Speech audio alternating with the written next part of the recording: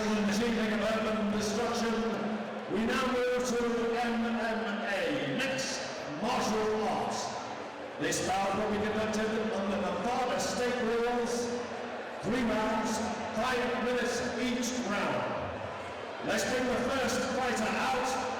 He's a British King's fighting champion. We welcome please, Kenny Baker! Is now entering the ring, a British King's fighting champion, Kenny Baker!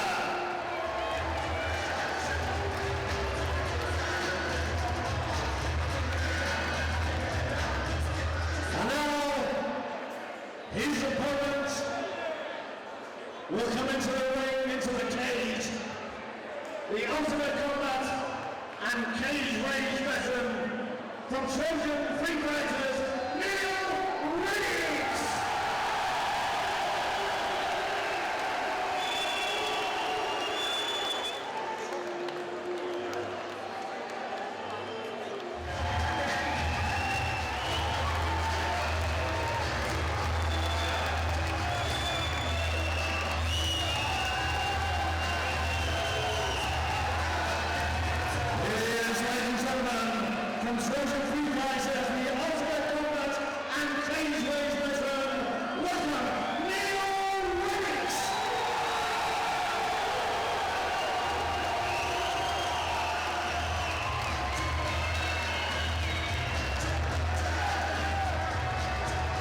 This is an MMA bout being fought under Nevada state rules. 3 rounds, 5 minutes each round. Contestant number 1, Kenny Baker. And contestant number 2, Neil Renix.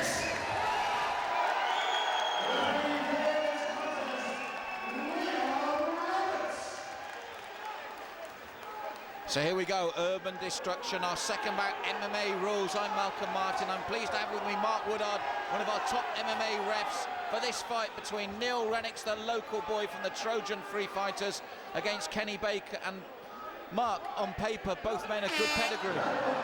Yeah, they both appear to be. They both fought before. Lovely, lovely takedown there. That was a beautiful takedown. It appears that the local lad is in the guard and he's stacking him up against the cage now.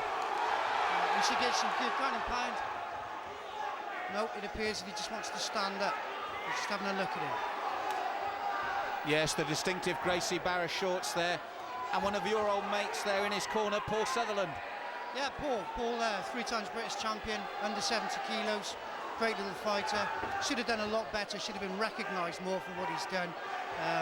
But yes, I mean, if this lad trains with Paul, then he's got a very, very good grounding. Now, I want to pick you up on something here, because Neil should have very good jiu-jitsu skills as well.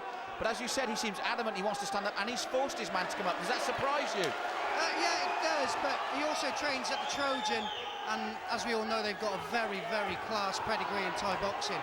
So maybe he just feels more comfortable stood up. And as you said that, the punches rained in. Yes, the Trojan Free Fighters, Charlie Joseph, Tony Myers, Carlos Limos Jr. It's a hell of a pedigree. It's a great gym. It's a great gym. And I wish them all the best. They really, really do deserve every success for the effort that they've put into raising the profile of the sport, especially here in the Southwest. Has he got the guillotine on there? Did he have the neck? Yeah, he has, but he's got one arm out. He's just controlling, he's just holding the head. Your other man's looking, he's going to pop out, and he's popped out now indeed. Hopefully he'll be looking to pass the guard. They just seem to be holding on there. Some little body shots just to distract the man, just try and get him to shift his hips a little bit, get a little bit of space, and then he's going to pop out. So as we thought that he would be useful on the ground as well, but you just feel that, as you said, with that Thai boxing and boxing experience in the corner as well, he wanted to have a good look at the stand-up first, you feel? Yeah, yes, I think he's just having a little look at him and just, you know, he's moving well, he doesn't appear to be any danger. Yeah, he's doing well. He's controlling the man's upper body now. He's burying his head. It's very difficult to strike from there, and even if you can, as you can see, you can't get a lot of power from there. Now this is a different matter. Your man sat up high. he's in the guard, good defence, and he's coming out the back door and he's reversed it. And you can hear the result from the crowd there. Big local favourite, Neil Rennicks.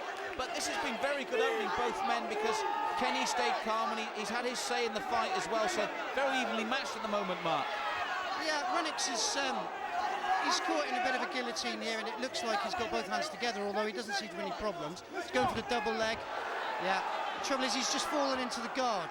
And with the guillotine, as we all know, that is the position you want it. He's going to cross his legs. He's going to start trying to stretch him out, as he has, and he's just tapped. Well, good stuff there from Mark Woodard. And it is all over. It's not the result the crowd would have wanted, but Baker was impressive there, wasn't he? Yeah, he stayed calm. He did the best that he could. He controlled some of the action. He was under a bit of adversity in the stand-up. He got position. He knew what he was looking for. He sat down, pulled the guard. Perfectly legitimate technique. Excellent. So there you have it from Mark Woodard, who you'll see refereeing himself later, and then he will be back in this commentary position with me. Very disappointing, Mark, when you get a big home-time favourite like that doing very well. But the thing we always say with the MMA, it can be reversed in a second. MMA is exciting, and the reason it is exciting because it can be reversed, as you say, in a second, Malcolm. You can do, you know, I mean, if you can't knock a man out stood up, you can knock him out on the floor. If you can't do that, you can submit him. There are so many variables, and you have to be such a skilled athlete, and I think that's what people don't understand. You have to be a skilled athlete. If this was athletics, it would be a decathlon.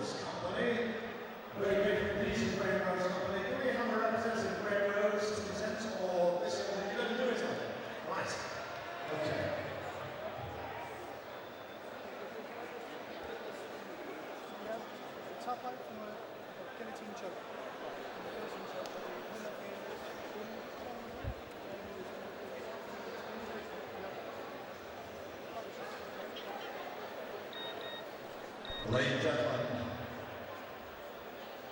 halfway through round one, Neil Rennicks stands up from a guillotine choke. The referee awards the contest to Kenny Baker!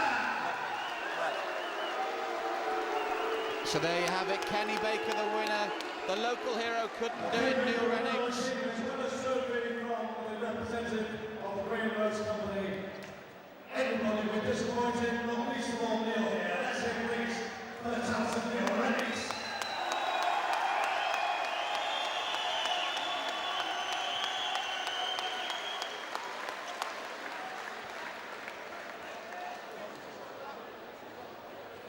Thank you, gentlemen.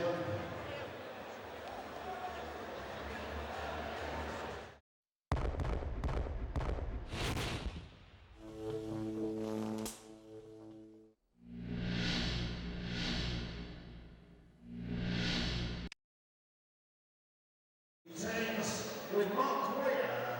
Will you welcome please Steve Cunningham?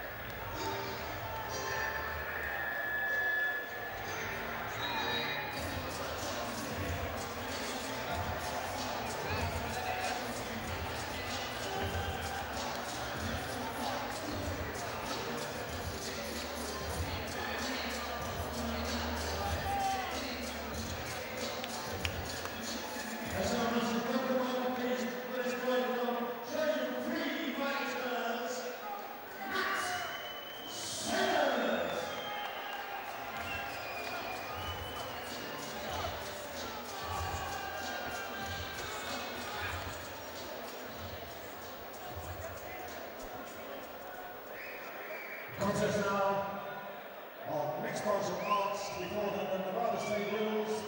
3 rounds, 5 minutes each round. Team from Mark Weir, cheering by Steve Cunningham. And from Trojan Free Fighters, Matt Sellers. The referee for this 3-round contest, Mark Wood. Right, so here we go. We're back with the MMA. Steve Cunningham from Team Mark Weir versus Matt Sellers, the local lad with the Trojan Free Fighters. And this time I'm pleased to have with me Carl Fisher, the man with his finger on the pulse. Carl, what do we know about these two camps? They're two very professional fight camps. You've got Mark Weir, they're going to leave nothing to chancing, physical conditioning, and his strikes and submissions will be top-notch. And the same goes to his opponent, Sellers. He's fighting from the Trojan gym. So they're going to be a big kickboxing background, and hopefully with Carlos Lemus Jr.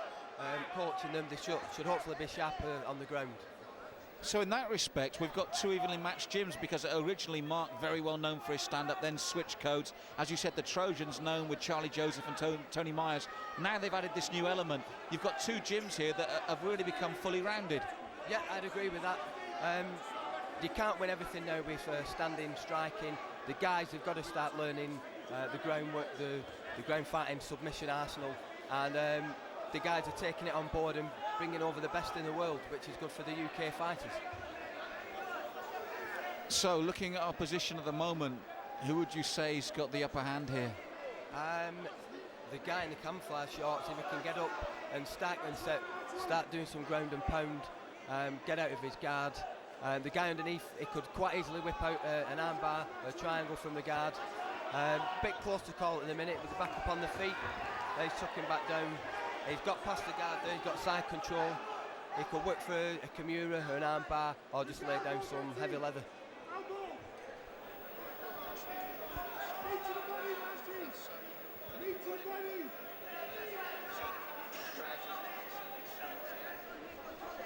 Just to remind the viewers, it's Matt Sellers in the camouflage trousers at the moment.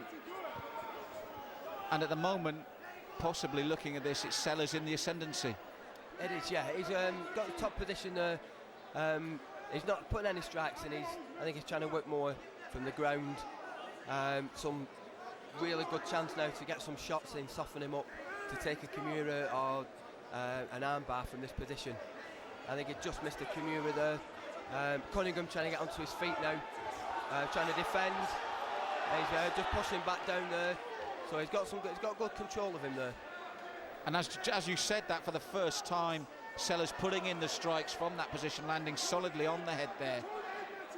And again, that would be, as you said, not so much to knock him out, but to soften him up for this groundwork. Yeah, definitely. The guy would be pumped up in the first couple of minutes. It's going to be hard to get a good submission straight away. The guy's going to be really pumped up for the fight, so he really needs to soften him up, which he's doing. He's got a few strikes through there. You can see he's got blood on his mouth, but he should do a bit more fighting to soften him up, get some more shots in.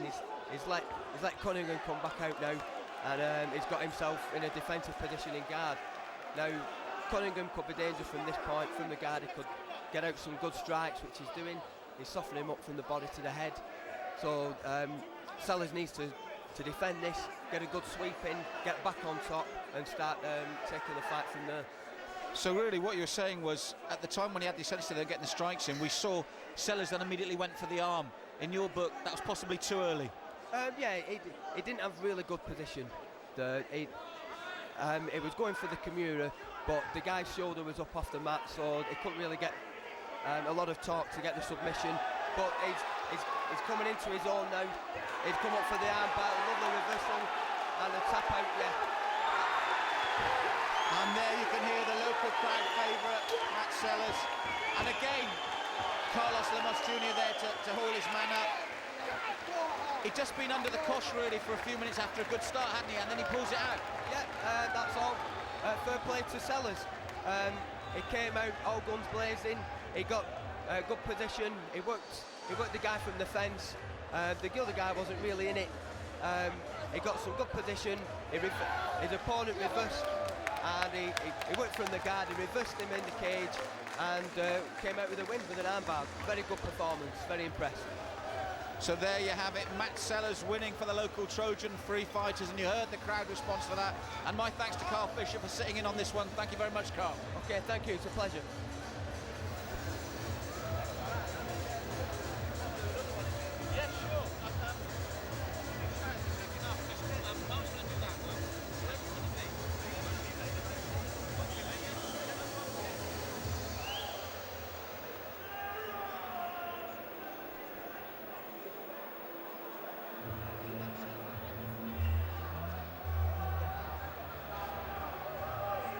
Ladies and gentlemen, now the official announcement of the results of this bout.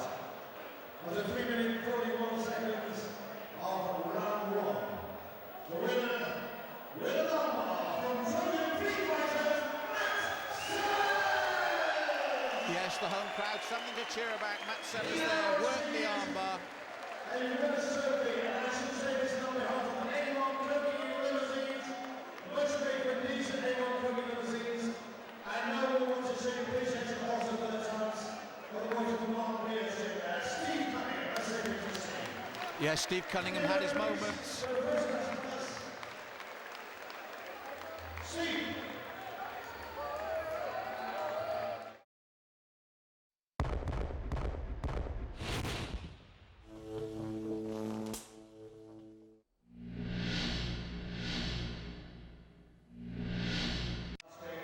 Reynolds making the second round. 3 rounds, 5 minutes each round. Let's bring the first boy into the cage.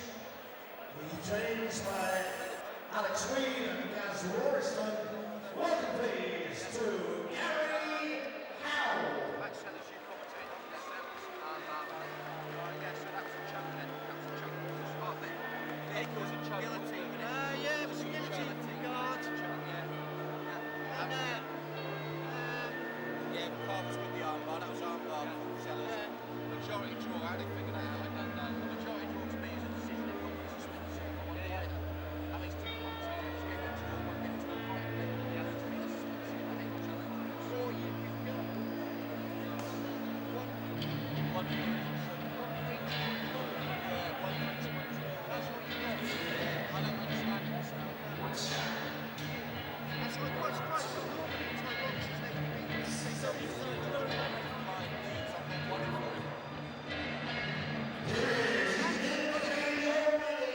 Let's hear please for Gary Howell.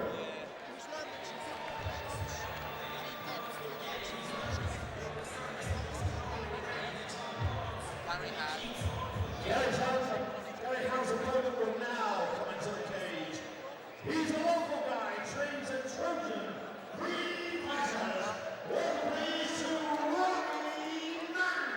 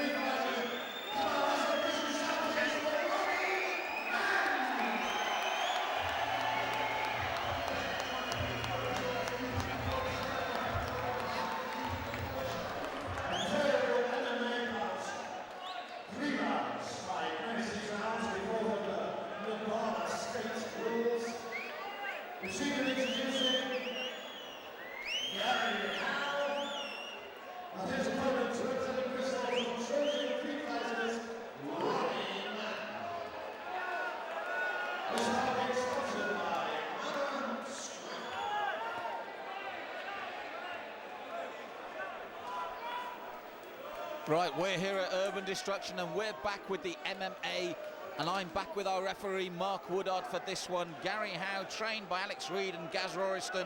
Ronnie Mann, trained at the Trojan Free Fighters. Carlos Lemos Jr., Tony Myers, Charlie Joseph. Mark, two good camps. Yeah, very, very good. You've got Gaz Roriston and Alex Reed. They're both excellent, excellent fighters.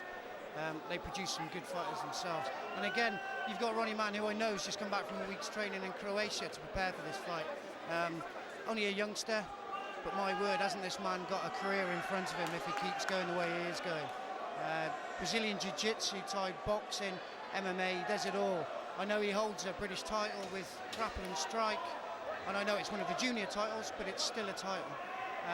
Ronnie's very, very experienced. His last outing, he fought Aaron Blackwell and armbarred him in the first round. And here we go. Let's see what happens. Right, so here we go. Gary Howe in the long red shorts. Ronnie Mann in the black shorts, as we said, from the Trojan Free Fighters, the local favourite. And again, they tie up quickly. And again, we see there, Mark, his strength for such a young man. He tried for the shoot, Gary, and he just wasn't going down. No, Ronnie, he's very experienced at this. I mean, he's got a bit of a guillotine going on there, but when you fight against a cage, you can actually use the cage to help with your defence. That looks like that's quite a tight guillotine to me. He's got both arms in, and he's cranking it on. He's nearly lifting him off his feet. The problem that you've got is when you do that for a period of time, here we go, he's pulling him to the floor. I was going to say, it tends to burn your arms out. He's tapped, he's gone. What a quick finish there. Ronnie straight in, got the guillotine, and it was over. Mark, that was pretty damn clinical. Yeah, it was a basic mistake. The lad in the red shorts, he put his head down, he tried for the shoot. Ronnie just snapped it up, and you can't afford to make a mistake in MMA like that. You just can't, especially not against a fighter of Ronnie's caliber. I mean, he trains 24 hours a day, 7 days a week if he was allowed to. He lives and eats this. You know, he is almost a consummate professional. And like I say, at his age, he's only young, 18, 19 now. By the time he's 23, 24, he's going to be the finished article. Really, really. And you can see, he knows exactly what he's doing. He couldn't get the choke stood up. The man was just a little bit too long. He couldn't get the leverage. So he pulled it to the fore, closed his guard, stretched him out, applied the pressure, fight over. MMA. So there you have it. The local favourite delivers the goods with the guillotine. That was Mark Woodard there for you. And he'll be refereeing and commentating again later. A busy night for Mark, but I thank him for this one. Thank you, Mark.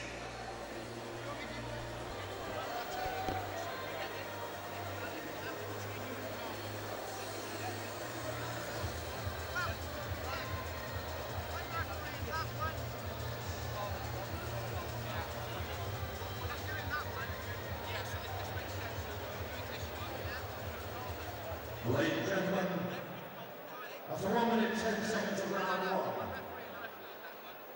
the winner by a tap out, the boy from Bristol from 23 years,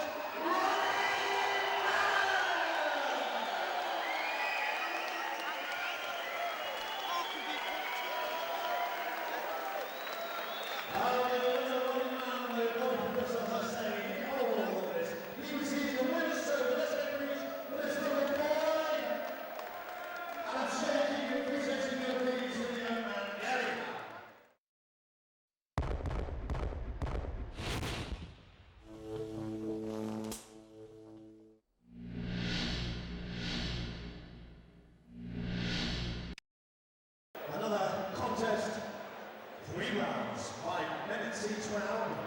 This bout being sponsored by ProLab.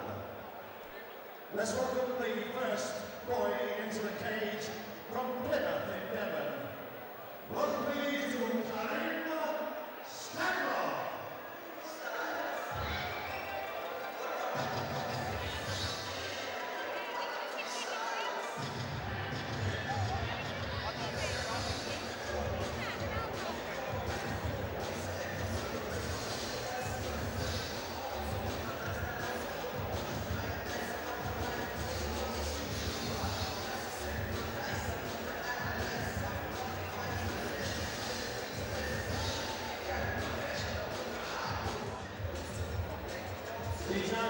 into the cage. Repeat for Karim Stavron.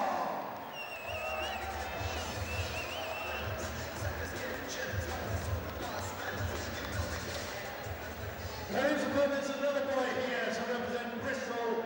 He fights for Trojan Free Fighters. Come on, I say please and push a shout for Clive Moore!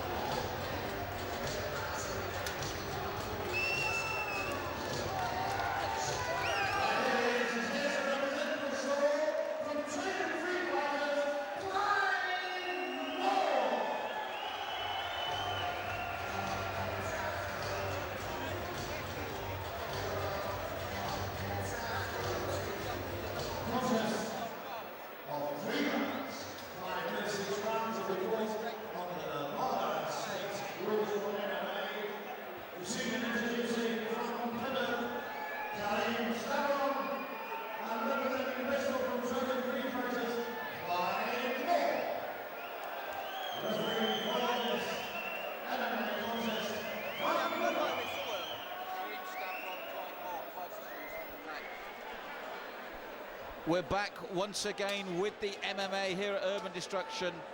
Karim Stavron from Plymouth, Clive Moore, the local lad from the Trojan Free Fighters.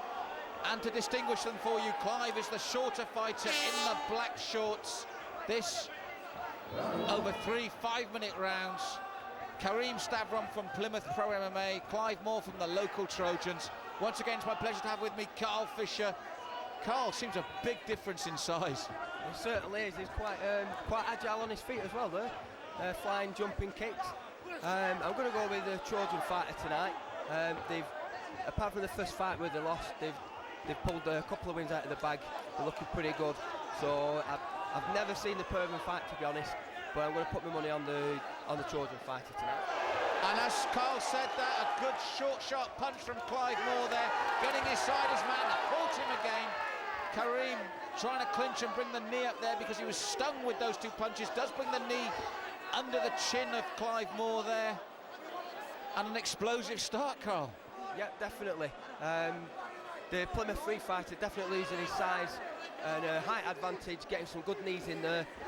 Moore needs to get out of the guillotine, but it don't look to be in any danger just yet. Yes, it doesn't seem to be sunk in yet, but this is good tactics by Karim, because I think he was shocked by those 2 punches, and I think he's using this to make sure his senses are clear again. Yeah, they could definitely use a break on the edge of the cage. He did catch him with a good couple of shots to the face. I think he's just having a breather, as you say. Not much action going on really here. The punches aren't really connecting anything there.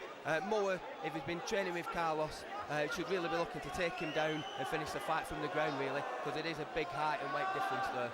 Well, this is why Mark Woodard's looking so closely, isn't it? He wants to see some work happening, and I think he's telling them, you better start working, guys, because if they're not, he'll split them, won't he? Yeah, he'll split them, and they're just going to have to start again. Any advantages that any of the fighters have got will be lost. That's right, so after that explosive start, we're against the cage. Karim got a sort, well, you can call it a guillotine attempt on, but it's half-hearted, isn't it? Yeah, he's not really got bone application there. You can see the meat of the bicep in his forearm, and he's taken out the guillotine now. He's going for the takedown. He could big belly to belly suplex there. Be a good way to take the man down, stun him, and he could work some ground and pound on him. Yes, because one of the things Karim's found out is that when he gets inside, Clive Moore can obviously bang because it shook him up. So in one respect, you can't blame his tactics here, can you? No. Fair play to him. He's fighting the fight the way he wants to. But now you see Mark Woodard split the fight up. A good decision, get some action going now. And I think at the moment that will suit Clive more than it will Kareem after that start, as we saw then. Double jab, feinted to the stomach, went upstairs again, caught him with the right, but not solidly. Yeah, very good takedown, good punch, body shot. I think it caught Kareem out there.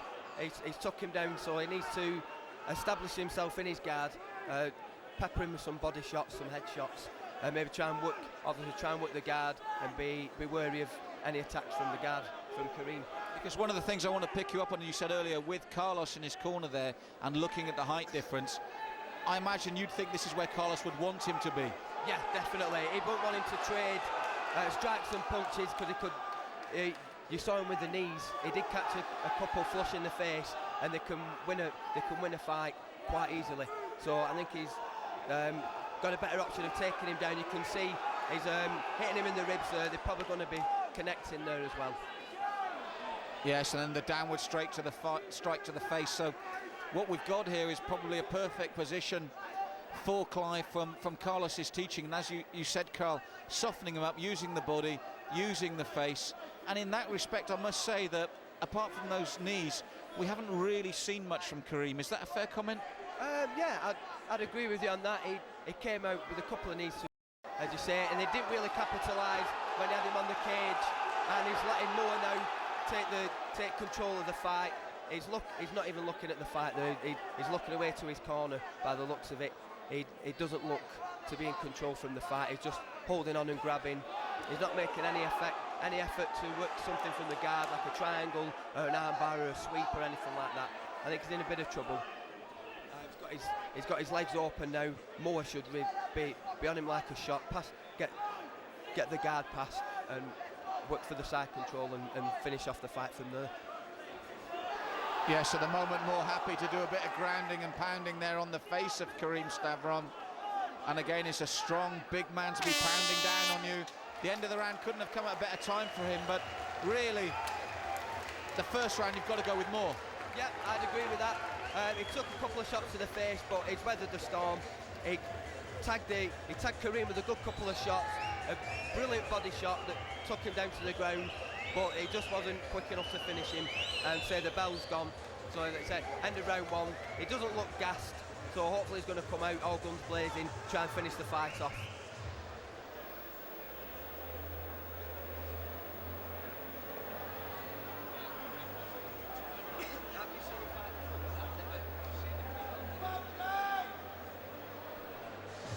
So, Carl, the cameras are here in Kareem's corner, and he's breathing heavily, he's breathing deeply. He's been on the receiving end of most of the round.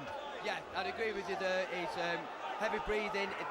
It will take a lot out of him fighting like that, even if he's in a defensive position. So it'd be good to see what he comes out with in round two. Well, he came out with a good left-right combination. The right actually landed. Clive took it well, and Kareem takes him to the cage again, but again, at that very first initial stages, he comes out well and he throws some good leather, and then it all seems to fall apart for him. Yeah, you're right there. He came out with some good strikes, but he's not really followed it up. He's got a couple of good elbows there, but nothing to shake Moore really. He really needs to pick up his game if he's going to take Moore out. Moore looks the more conditioned fighter. Kareem just there missing with a wild punch, but connecting again. So it's all to play for.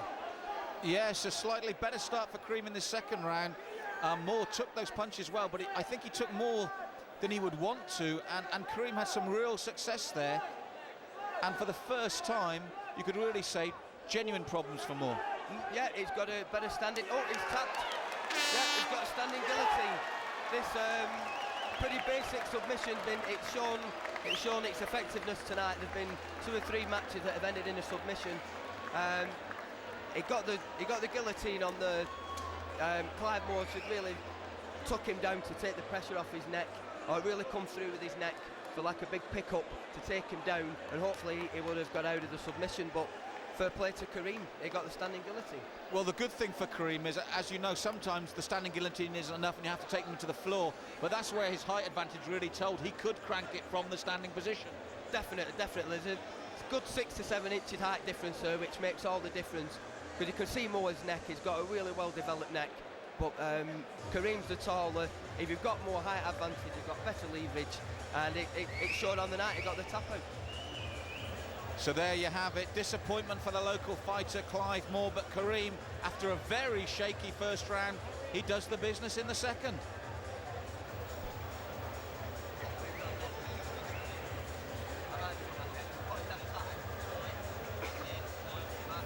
Well, ladies and gentlemen, precisely 2 minutes on round 2. Winner by a tap out from Plymouth, Kareem Stavron. Yes, Kareem Stavron did what he needed to do in the second round.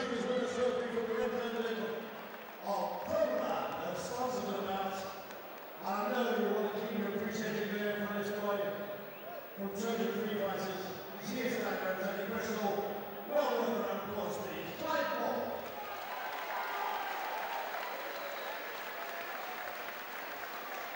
Thank you, indeed. Quite impressive.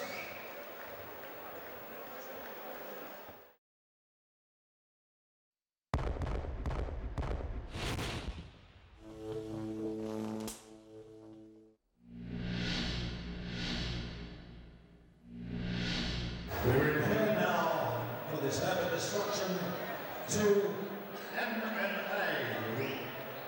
A contest to be fought under Nevada state rules, 3 rounds, 5 minutes each round.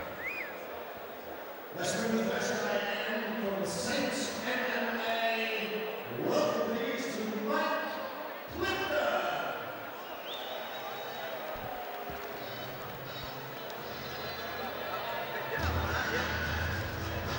Again, I've never heard of these before.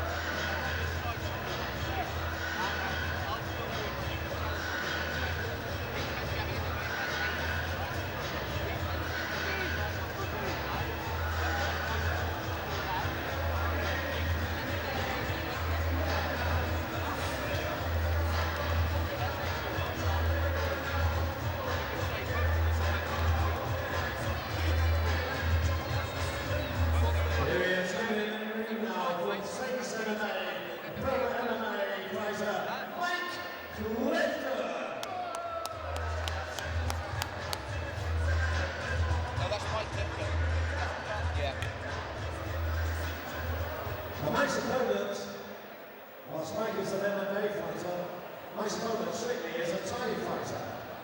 Both their opponents let them down at fairly short notice, so they're both going to take each other on, leave it to the referee to sort out what rules apply. But when you welcome now the other guy coming into the ring in this particular bout, Rudy Troost. Here's obviously from Holland. Welcome please to this boy, Rudy Troost.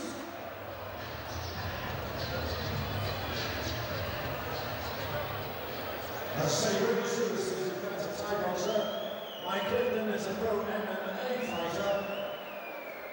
We have a contest of 3 rounds, 5 minutes each round. To find the winner of the bout, this bout being sponsored by Matt the Barber and Co. Referee for the bout, Leo Roberts. Right, we're back at the MMA here at Urban Destruction, and I'm pleased to have Carl Fisher back with me. Carl, Rudy Troost and Mike Clifton, a story behind this one. Yeah, there certainly is. Both fighters turned up tonight to fight, but the respective opponents have failed to show. So Troost said he's done some MMA boxing before. Clifton is willing to agree to fight each other, so they're going to go and mix it up tonight, which I think is brilliant. Save them a wasted journey. That's right, because one thing, although he's a Thai boxer, as we saw on his T-shirt, Rudy from Mike's gym, and they are a good all-round gym. Yeah, that's right. They've got some tough Dutch fighters, and they've got some good fighters coming in later on tonight. So it's not going to be a pushover. That's right, and a distinct height advantage over the shorter Mike Clifton from Saints MMA. Tight little knee there coming in from Mike, but he's pushed up against the cage. And there is a distinct height advantage here for Rudy, and he looks well built at the weight as well. It does, yeah. If the guillotine's going to make its appearance again tonight, it may get the added leverage. It has been a night for guillotine. We've seen three guillotines, couple standing, one from the guard. So who knows, it might come out again tonight. And Leon looking at them closely, deciding whether or not they're still working. And it looks like he's looking to split them, looking closely, but allowing them to work still. And Carl, is this a sort of sounding out process in terms of strength? Oh, as I said, that beautiful toss. Yes, right, yeah, they doesn't look like they're doing much there, but if they give him a split-second mistake in the clinch, they're going to go takedown, they're going to get a knee, get a punch, or anything could happen. But like I say, a good judo throw style takedown there. He's up in the mount now. The guy underneath is looking, really wants to bridge him, he wants to get his arms around his opponent's arms to trap them so he can't base out when he does do a bridge. Otherwise he's just going to end up taking a lot of punishment from this position. And it's also answered one question, and from the toss and the way he's doing his work now, Troost obviously has done MMA. Hey, definitely. He's given the opponent's just giving his back up there. He's got a choke sunk in. The tap's going to come out pretty soon, I think, unless he gets it defended well. But yeah, he can definitely fight MMA. He's got a good future. He's doing very well. Clifton underneath weathered the storm well. He's lost the choke, but the Dutch guy is on him like a limpet. He's really keeping up the pressure here. It's just going to be everything he can do, Clifton, I think, to defend, and hopefully he make a mistake. But the Dutch guy's got the hooks in now. I think he should soften him up with a few shots to the head, make the transition to the choke a bit faster. Now, for those watching that maybe aren't so certain on the MMA rules, how important is it when people say, oh, he's got the hooks in now? What difference does that make for those that might be watching this for the first time? If they've got both the hooks in, they've got a secure rear mount. They can do a lot of punishment and control. They've got both the feet in from the rear mount position. They can flatten out their opponent. That's what he wants to do, really. Get him flat on the floor and start laying in the punches to the head. It's a very bad position to be underneath. I was going to say it's been a torrid time right for the start for Clifton, and he taps out, as Carl Fisher said. And Carl, for a Thai boxer, very impressive, Rudy Troost. Very impressive. Very versatile. The Dutch fighters, they've been around for years. They're well-rounded. They've got a good trainer at Mike's gym. They've got some good guys, but you can see there the height difference. Didn't make it. President felt tonight because they finished everything on the ground, but it was all over Clifton. Clifton couldn't really respond with anything, and he took the fight with the rear choke. Very impressive win. That's right, Rudy Troost from Mike's Gym in Holland, winning the fight in the first round with a rear choke. Finally, the pressure paid, and Clifton could take no more, tapping out. So a good win there for the Flying Dutchman.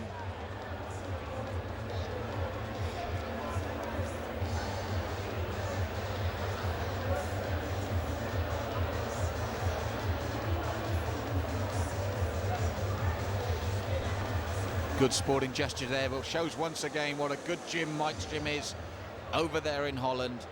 And what a great thing for Urban Destruction, such an international flavour to this event. Bringing fighters over from Canada and Holland for your entertainment. Wonderful stuff here from Trojans Free Fighting and Gracie Barra at the Whitchurch Leisure Centre in Bristol. Ladies and gentlemen, after 2 minutes 56 seconds of round one, the winner by a tap out from Holland, Rudy Troost.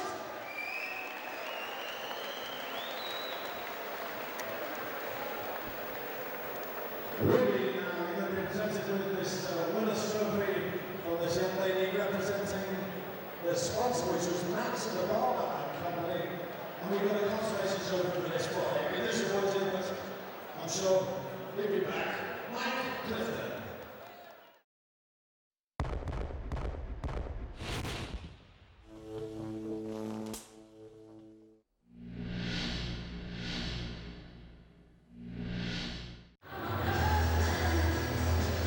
His boy trains, in fact, at Mike's Gym over in Holland. Coming up there with cage now. Welcome, please, Gideon Ackermans.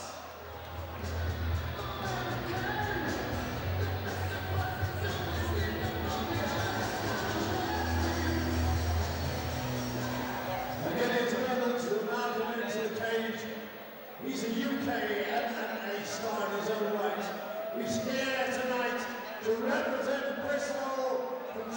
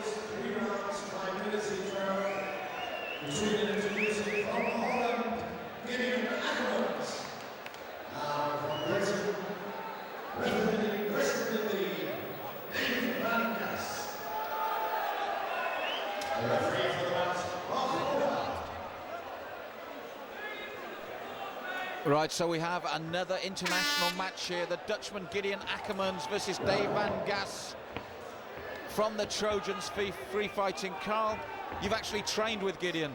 Yes, when I first started my reporting way back in 1999, 2000, I was invited over to Holland to train with Remco Pardel. Gideon was one of his top fights at the time. He's now no longer training with Remco. He's made the move. He's training at Mike's gym.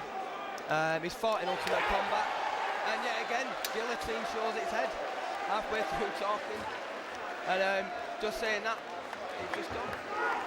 Yes, Carl was telling me before this fight that he was a really good fighter, young Gideon Ackermans, and yet Dave Van Gas, he's got the guillotine round. This is the 4th time tonight we've seen that, Carl. Yeah, it is. It's definitely making a comeback. Very surprised. A quick win. Very surprised at Gideon. He's been fighting for many years to come to the guillotine. These MMA fighters must be doing something right. Yes, a good result there for Dave Van Gas. And will that be a result that will reverberate a little bit, Carl, when people hear, because they said, will Gideon be seen as a scalp for Dave?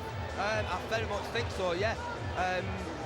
It's a good win, international fighter, like I say, but whilst we were talking then before the fight finished, he fought very well at Ultimate Combat, did Gideon, and he'd made the move over to Mike's gym. He'd been winning a few fights, like Croatian cage fighter champion. Once again, credit to Carlos Lemos and all the guys at the Trojan gym. They're pulling out the wins, very good, really impressed.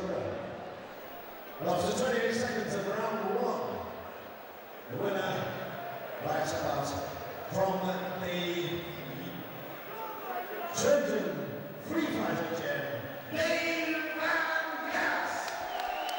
Yes, a very good win there for Dave Van Gas. A guillotine in the first round. And consolation for the boy from Holland, Gideon Ackermans.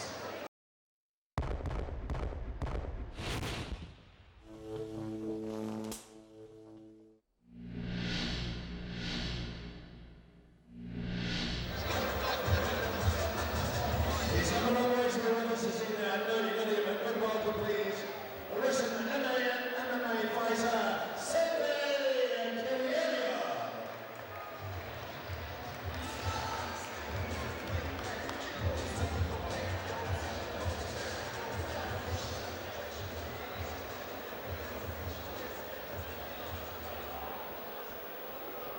And now,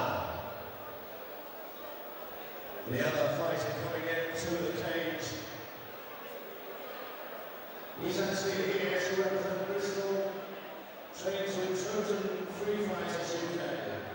A 3-time British champion, a former WBO Intercontinental Boxing Champion, a K1 fighter.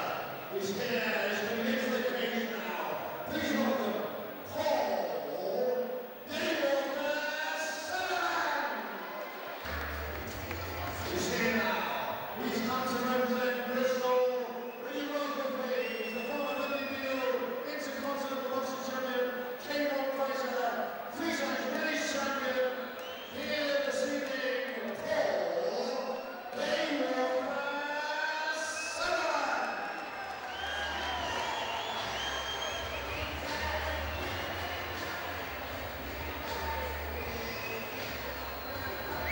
This contest to be fought under Nevada State MMA rules, 3 rounds, 5 minutes each round.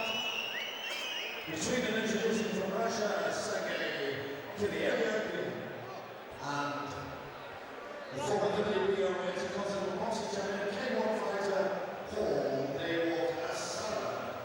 Referee for the contest, Surveyor Roberts. That's being sponsored by Stewart Security. So here at Urban Destruction we have another international match. Sergey Kirilenko versus Paul Sutherland, Russia versus England. And Carl, Paul really is one of the stalwarts of our MMA scene. Yeah, he certainly is. I've seen him fight in numerous shows. He's a big credit to MMA sports. He's always well conditioned. He'll fight anywhere, anytime. This is going to be a good fight. Yes, and your Russians always good fighters, as you say. Like the Dutch, you know what you're going to get when you get a Russian fighter. Yeah, he certainly had. They've got the conditioning, the will to win. They really go hard at it with the fight. Never an easy fight. But looking like there's been a bit of an accident here with Paul. I think he's twisted his knee. Yes, he's certainly in a lot of pain. It was a very fast start from the two men with moves and counters, a lot of spinning, and all of a sudden Paul clutched his knee, and the referee, Leon, fair play to him, spotted it and stopped it immediately, and Paul seems in immense pain here, Carl. Yeah, it does. The Russian looking for a good wrestler's escape when Paul was on top of him, nearly got that, span out of it eventually, and I think he's just gone over, twisted his knee. I think it's just a shame, just one of those things that happens. I think he's just twisted the wrong way. He's gone one way, the knee's gone the other, and you can see he's in quite a lot of pain. Well, ladies and gentlemen, about this cut very short because after just 20 seconds of the first round, the referee Paul Sutherland sustained quite a bad injury to his leg. We all wish him well. But the referee has no alternative to award this contest to the boy from Russia, Sergey Kirilenko. And we'll present you with the winner's trophy.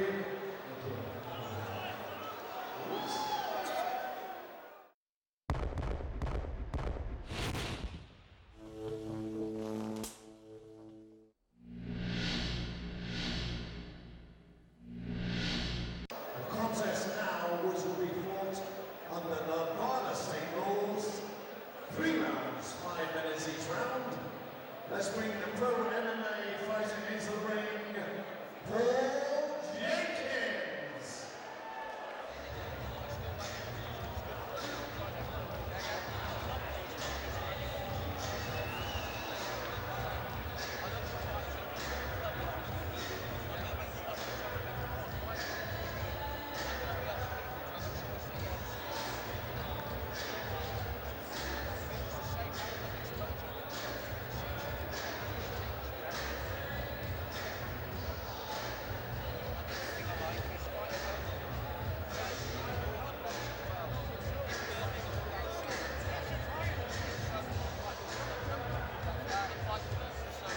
Here we go. Here is a pro MMA fighter just into the ring. Let's say please for Paul Jenkins.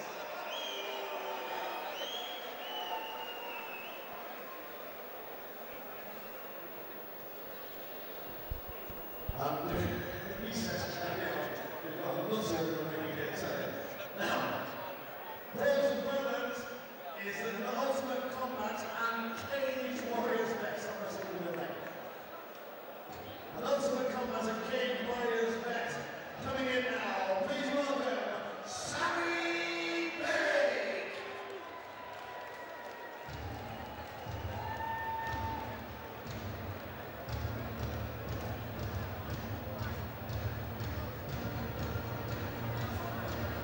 Welcome this guy now into the cage. An Ultimate Combat and Cage Warriors veteran, Sammy Berry. This is from Turkey, and over here we got a MMA bout.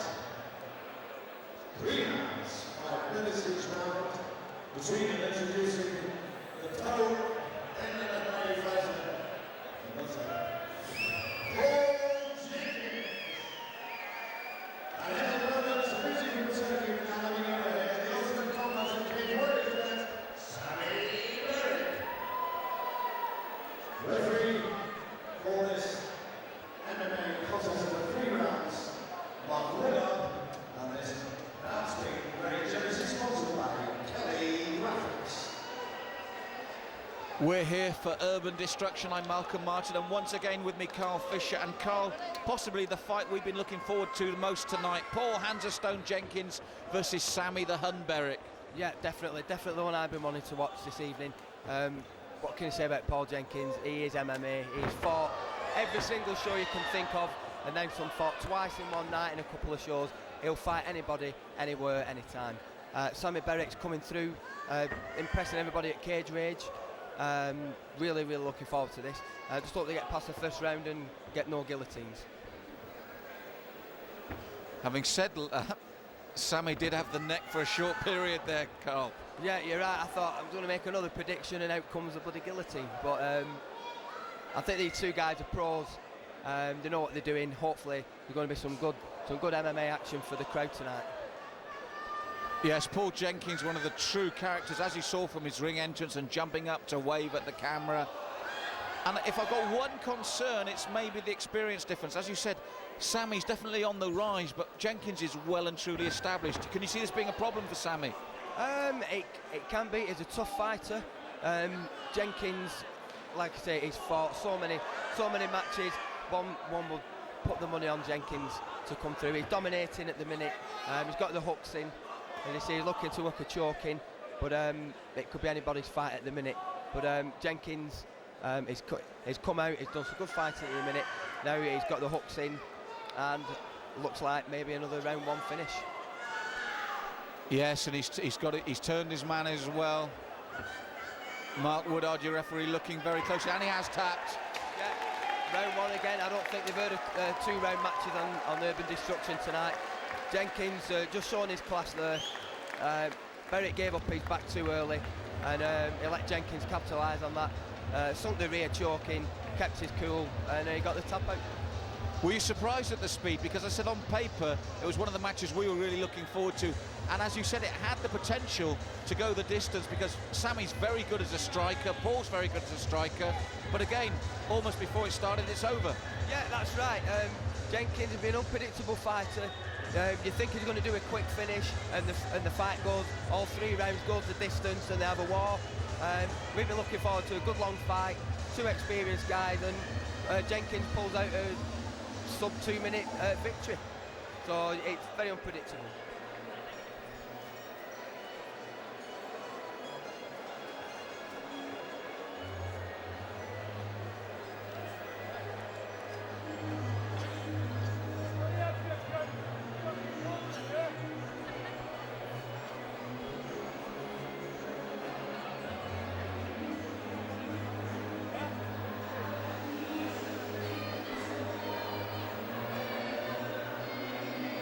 A wry smile there from Sammy Berwick, a big broad grin from Paul Jenkins. You can't help but smile when you're in the ring with Jenkins there, and Sammy, sportsman as he is, smiling now. Jenkins, a big beaming grin.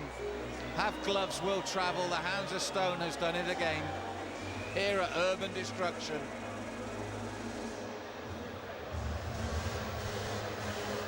I'm delighted to have beside me in the ring here, Steve Kelly from Kelly Graphics. His business. He's going to enjoy himself tonight, there's no doubt about that. So we're very grateful indeed to Kelly Graphics, and particularly Steve Kelly himself, for this. Well, the winner of this class, the Pro MMA artist, Paul Jenkins! So, Paul, we now receive from Steve Kelly, please, the winner's trophy, and our congratulations and big kisses. Please, for the young man at second one, if you're disappointed, but he's still standing anyway. Sammy Berwick. I said the birthday tonight and for Steve Kelly. Steve, will you come on and put up with these two guys, if you will? Go on then. Steve Kelly, the sponsor of the bout. Sammy Berwick, but particularly for the winner of the bout, Paul Jenkins.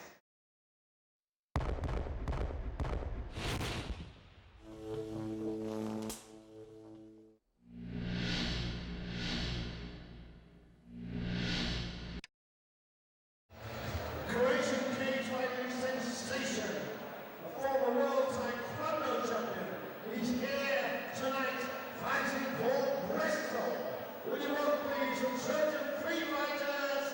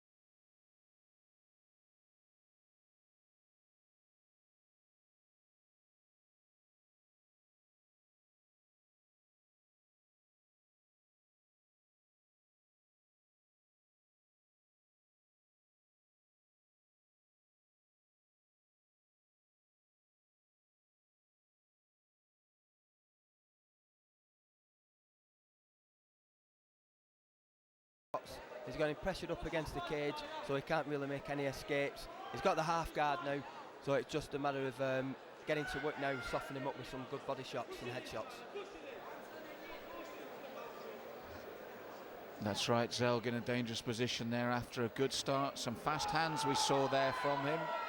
As we said before, the Croatian cage fighting sensation and a former world taekwondo champion. It's not often you hear that the taekwondo guys coming into MMA. One you don't hear that often. Yeah, that's right. They tend to stay away from mixed martial arts competitions, but we've not really seen. He's not really been given a chance to show off his kicking skills. Like I say, with the MMA matches, as soon as they close the distance, they take the guys down. He's took the use of his legs, which could be like his main weapon now. They've been taken out. He can't really kick big flamboyant kicks from his back. They're just going to use him to keep him in guard. He's defending okay. But as you said there, Paul was softening him up, and really from this position, with the length of time you're getting around in MMA, Paul will be looking to try and finish from here. As you saw again, throwing the punches to soften him. He'll be looking for a finish to end this now. Yeah, I think so. After the onslaught at the beginning with his opponent's knees, he's coming. I don't think he wants to get back trading strikes and knees with his opponent. But again, the guillotine just popped in there. Thought we were going to have another round one. Yes, we've seen the guillotine 4 times tonight, but now Taylor heavy-handed with that right hand into the side of the face of Zelg, and then down with the elbows. These are dangerous moments for the Croatian. It is, yeah. He's trying to get back up now. The referee's in a brilliant position to check up on the safety of the fighters. As you can see, Taylor trying to get up, but they're back on the feet now. This will maybe the Zelg's height advantage may come into its own now. That's right, Zelg. It was a dangerous position, but he got back to his feet. And this will buy him some time as well, because he needed that respite. Yes, you're right there. He took some punishment on the ground. He's back up now in a defensive position. Just missed an overhand elbow there to the head. Looking to get his opponent down, get some knees in. They're both exchanging knees. All to fight for. A good shot to the head there. He wants to watch out for those. Like attempting a leg takedown there. Good posture from Zelg here. Yes, I think we've seen the source out here. Zelg, that good knee to the face, the right-hand side of Taylor's face, and then Taylor immediately tried to hook him down. I feel of the two, Zelg wants to stay upright. Taylor wants to be where he is now. Yeah, you're right there. Zelg did a good takedown with the leg, but Taylor reversed him, and he's ended up in guard now. Really wants to open up, get some ground and pound, and I don't think Zelg wants to be on his back again after the punishment he got the first time.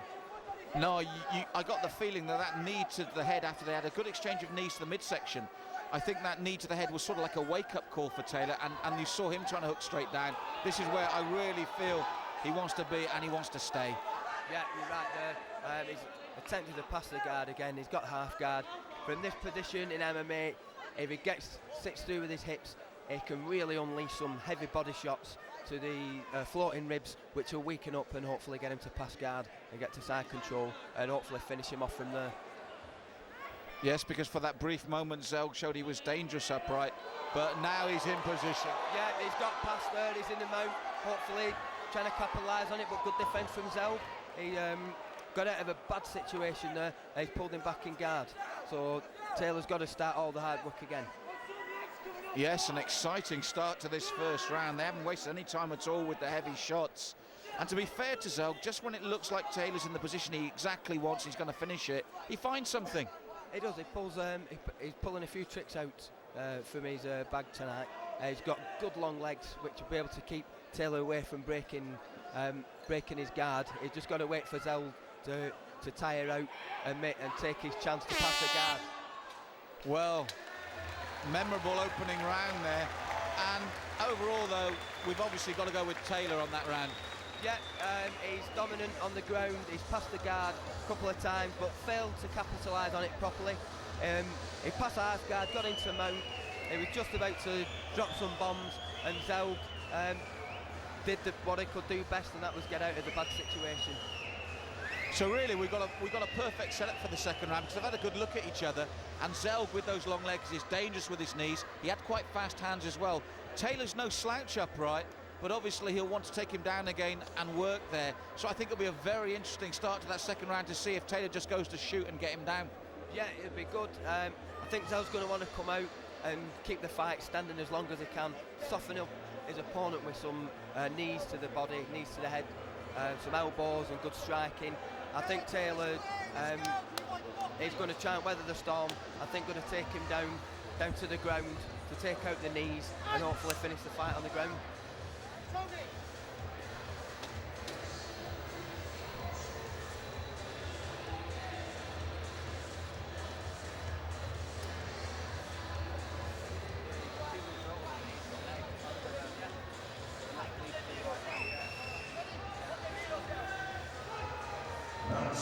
Well, as we start round two, and just as we thought, the big legs coming out there, Carl. Yeah, they didn't connect through. He blocked well, but there was a lot of weight and impact behind those. They will definitely take a bit of the fight out of his opponent's arms for that. Some very good strikes. Like you say, they're down on the ground now. Carbon copy of round one, really. Yes, because we saw in the interval there, as we looked at Paul Taylor, that left knee that struck to the face, he's got a real little egg there under the right eye. Yeah, he has. If his opponent can see that, he might want to start taking shots, twisting the glove in to open up maybe a cut, or just to keep the punishment on his face and try and take his opponent's mind off his offensive actions. That's right, because once the swelling reaches a certain stage, then when the punches come in, you can get that split and possibly the stoppage. That's right, yeah. He's going to hopefully work that weakness in his face now. But at the moment, again, as you said, a carbon copy of the first round. And what do you think Taylor's got to do differently? Because he couldn't finish off his man from having this position for long periods of time in that first round. Yeah, Taylor, he needs to work more heavy body shots. He needs to get on target, get some headshots in. He wants to try and get past, he needs to get past the guard, get in a commanding position like he did before. He got to half guard, then he got to mount. He needs to stay in mount if he's to pass successfully, get in the mount position and really open up the gloves on his opponent's face. Because to me, although he does seem to prefer standing up and was very effective there, he is also in defensive terms comfortable on the ground, Zelg, as he showed in that first round. Yeah, you're right. He doesn't appear to be under any pressure yet from Taylor. He's weathering the storm pretty well. Like I say, he's just holding him off. He's got long legs, so that will be difficult for Taylor to get past the guard normally. He's got a longer leg length, so he's going to find it a struggle to pass the guard. I think he's just content to work from his opponent's closed and open guard and just try and wear him down with the body shots.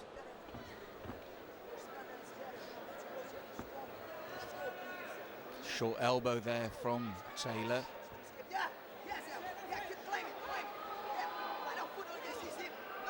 Good strike there with the right hand as well. But as you said, Zelg is such an awkward customer. He's got these long arms, these long limbs, and his torso as well. He's just a long guy. He is very lean. They can be very frustrating guys to fight if they're the same weight and they've got this really long legs. They can hold them back in guard position. He threatened a bit of an armbar from guard earlier on. If he can push his hips up high up against his opponent's body, he's got the cage there. He could whip out an armbar from guard quite easily. But to be fair to Taylor, those elbows have started to work. It's the right eye of Zelg that is now cut on the eyelid. The short punches coming in there, the elbows as well, the face beginning to look marked up on Zelg now. Yeah, definitely. Taylor's, I think he's warming up now. All the shots there from the guard, head, body. They're finding the mark now. I think he's found his pace for the fight. He's not too worried. Zelg definitely marked there. So the Taylor strategy, ground and pound. He's not necessarily looking for the submissions, but he is softening his man up incredibly here. And Zelg's face showing the scars of battle now. Taylor himself, though, that lump under his arm, but working the rib cage there, Carl. Yeah, I could hear that from the side where we're commentating from there. Half a dozen shots.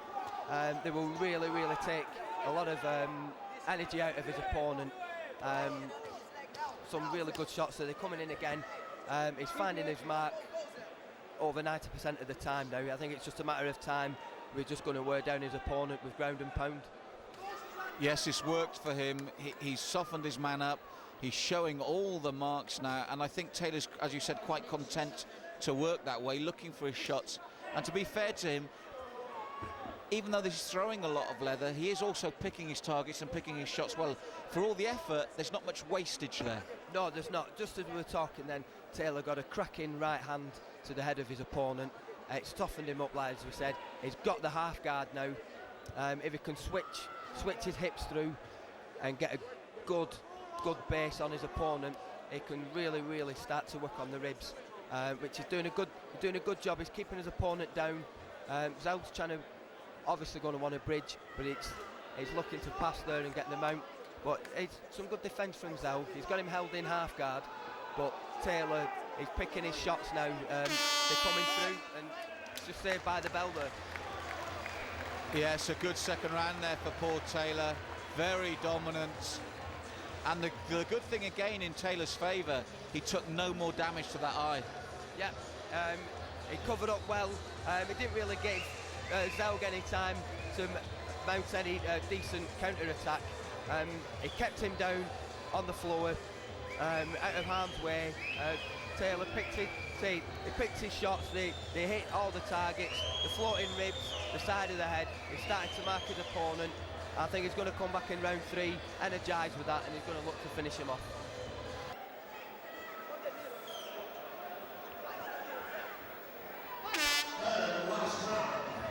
So here we go, round 3. And again, the explosive start we expect from these two men. And now it's been upright for probably the longest time in the fight. That's right, they both came out mixing high legs, high kicks. Now they've gone back down to the ground, and it's Taylor that's got Zelg in the guard now. So it's going to be interesting to see what Taylor can do from this position. That's right, the first time across the 3 rounds. A lot of energy expended in this fight. And whatever else we say, as I said, Zelg has always been there. He's maybe been on the receiving end of a lot of it. But even when he's taking the punishment, I think, as you mentioned earlier, Carl, he still managed to retain his cool and look comfortable. Yeah, he's been very impressive. He has took a lot of punishment in the first 2 rounds, but he's coming back. It's a credit to the Trojan fighters. They've been working a lot on conditioning, got a lot of ring work going in. As you can see, he's back up on the feet now, and both of them firing in knees, and he's still not tiring. Yes, what I've liked about this fight is the way it has been up and down. They come up, and when they are upright, it's been explosive, and it's been great to watch. They've traded knees, but now Taylor banging in again.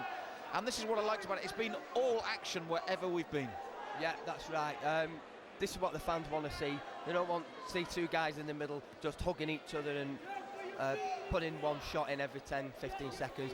These guys, they're really giving it their all tonight. It's a really good fight.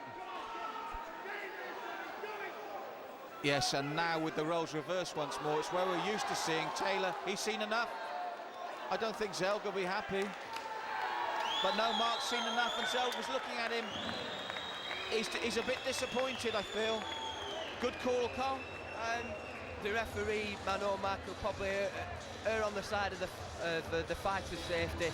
I think Zelg could have taken a bit more punishment and maybe lasted through to the end of the round, but Mark must have seen something that we can't see from this position, and it's the referee's decision.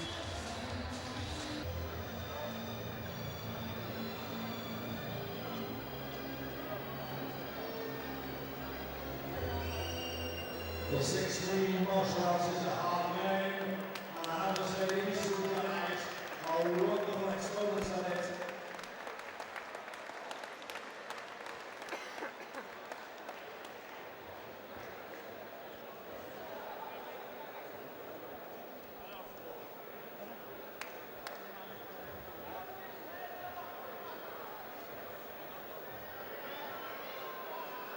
Just over 2 minutes into the 3rd and final round. The referee stops the contest. The boy Zelg not defending himself. Therefore, he awards the fight to the rising star of UK MMA, Paul Taylor. Yes, good result there for Paul Taylor in a very entertaining fight. Let's hear a picture of this young man here tell. Winner of it, hard contest, hard sport.